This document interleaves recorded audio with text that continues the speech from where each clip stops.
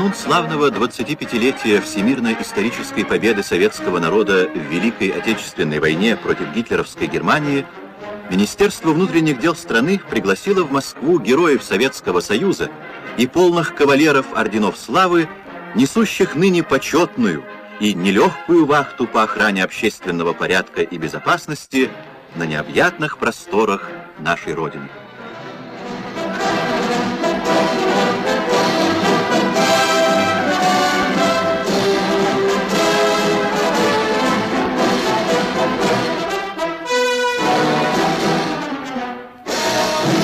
Морем солнечного света и яркими красками мая встретил древний Кремль прославленных сынов отчизны. Рубиновые звезды кремлевских башен светили им на поле брани и вели к победе. Кремлевские звезды освещают сегодня советским людям славный путь борьбы за коммунизм. С глубоким волнением вступили герои на священные камни Красной площади.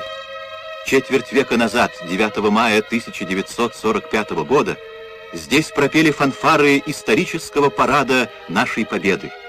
Воины, овеянных легендарной славой гвардейских полков, повергли к подножью мавзолея взятые в боях знамена разгромленных орд врага.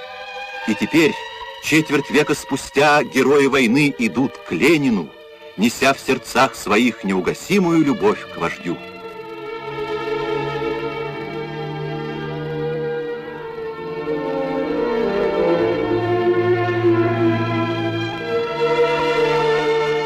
В скорбном молчании склонили свои головы у могилы неизвестного солдата, видавшие смерть бойцы.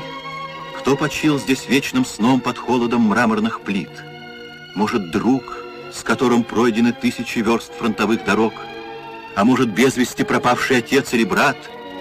Вечная слава тебе, солдат, отдавший жизнь свою в боях за отчизну.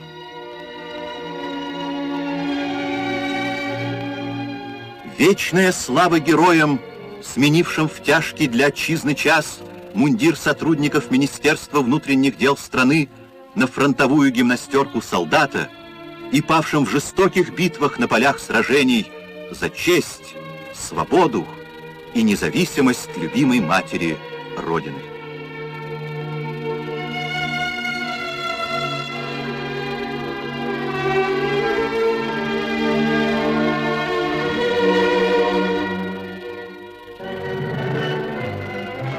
Честь и слава живым, умножающим боевые заслуги самоотверженным трудом на своих постах, юбилейными медалями, занесением в книгу почета МВД СССР навечно, почетными грамотами и другими наградами была отмечена на заседании коллегии министерства безупречная служба участников войны в милиции, пожарных частях, исправительно-трудовых учреждениях и внутренних войсках. Награжденные горячо благодарили Центральный комитет Коммунистической партии Советского Союза и советское правительство за постоянное внимание к ветеранам войны и отеческую заботу о них. Министр внутренних дел Союза СССР, генерал-полковник Николай Анисимович Щелоков, тепло поздравил героев с праздником Победы и пожелал им крепкого здоровья и успехов в труде.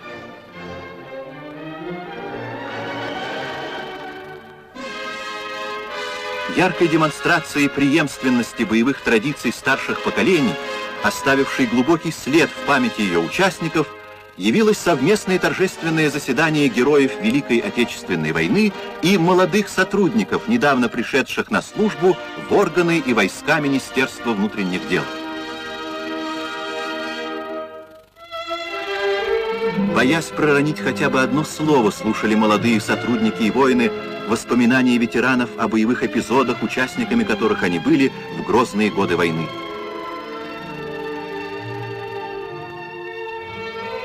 «Мы будем достойными вас», — клялись молодые.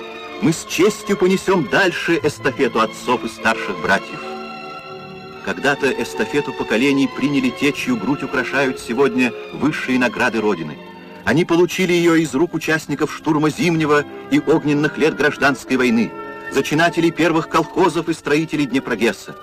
С непоколебимой надеждой передают они эту эстафету в крепкие руки молодых. Ведь многие из этих юношей уже показали себя достойными наследниками отцовской славы. Давно закончилась официальная часть заседания, а в фойе Центрального клуба управления внутренних дел столицы еще долго велись задушевные беседы о прожитом, о планах на будущее. В тот светлый майский день с особой силой проявились прочная, нерушимая дружба молодого и старшего поколений, единство их целей в борьбе за мир, демократию, социализм. Советские люди хорошо знают, сколько неисчислимых бедствий может принести народам война.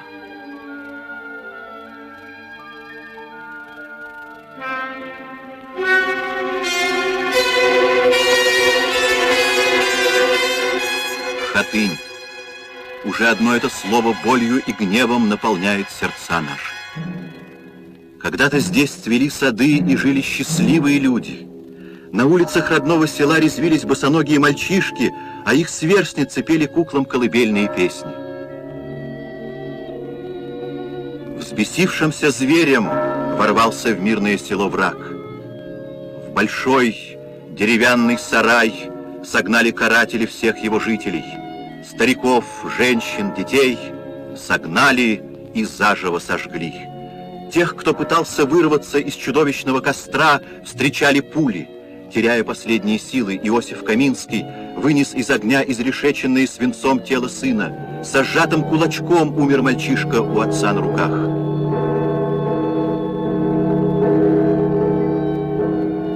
Изваянные из камня высятся отец и сын, там, где стояло когда-то село Хатынь, их родной дом, и для них цвели сады и пели птицы.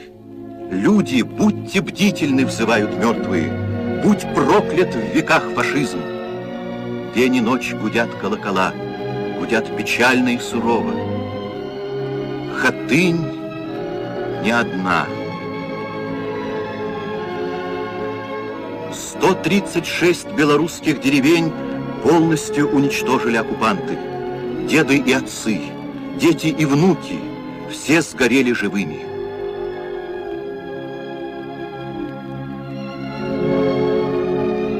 Два 2 230 000 сынов и дочерей Белоруссии остались навечно лежать в многострадальной, обильно кровью политой родной земле.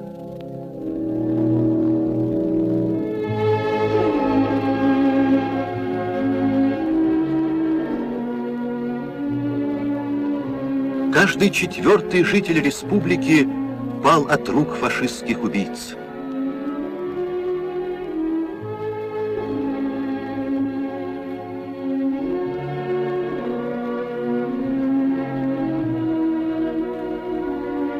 Бессмертной славой покрыл себя батальон милиции Могилева. В неравном бою с врагом смертью храбрых полегли все его бойцы. Память о них будет вечна, как вечна земля, взрастившая их. Над прахом павших борцов великой клятвой на верность отчизне звучат слова милицейской присяги. Солдаты порядка клянутся быть достойными наследниками немеркнущей славы своих отцов и старших братьев, так же, как они беззаветно служить своему народу, социалистической родине, советскому правительству. Как символ безграничного мужества и отваги белорусского народа в Великой Отечественной войне Советского Союза против гитлеровской Германии высится в степи курган славы.